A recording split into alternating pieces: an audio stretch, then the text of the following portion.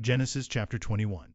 Now the Lord was gracious to Sarah as he had said, and the Lord did for Sarah what he had promised. Sarah became pregnant and bore a son to Abraham in his old age, at the very time God had promised him. Abraham gave the name Isaac to the son Sarah bore him. When his son Isaac was 8 days old, Abraham circumcised him, as God commanded him.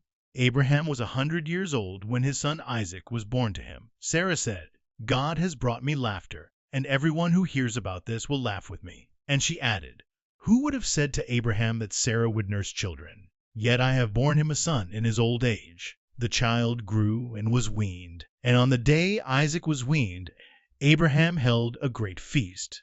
But Sarah saw that the son whom Hagar the Egyptian had borne to Abraham was mocking, and she said to Abraham, "Get rid of that slave woman and her son, for that woman's son will never share in the inheritance with my son Isaac." The matter distressed Abraham greatly, because it concerned his son.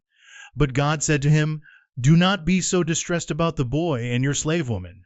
Listen to whatever Sarah tells you, because it is through Isaac that your offspring will be reckoned. I will make the son of the slave into a nation also, because he is your offspring." Early the next morning Abraham took some food and a skin of water and gave them to Hagar. He set them on her shoulders and then sent her off with the boy. She went on her way and wandered in the desert of Beersheba. When the water in the skin was gone, she put the boy under one of the bushes.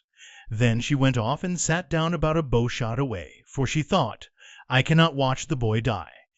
And as she sat there, she began to sob. God heard the boy crying, and the angel of God called to Hagar from heaven and said to her, "What is the matter, Hagar? Do not be afraid. God has heard the boy crying as he lies there. Lift the boy up and take him by the hand, for I will make him into a great nation." Then God opened her eyes, and she saw a well of water. So she went and filled the skin with water and gave the boy a drink. God was with the boy as he grew up. He lived in the desert and became an archer.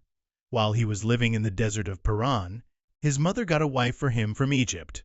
At that time Abimelech and Phicol, the commander of his forces, said to Abraham, "God is with you in everything you do. Now swear to me here before God that you will not deal falsely with me or my children or my descendants. Show to me and the country where you now reside as a foreigner the same kindness I have shown to you." Abraham said, "I swear it." Then Abraham complained to Abimelech about a well of water that Abimelech's servants had seized.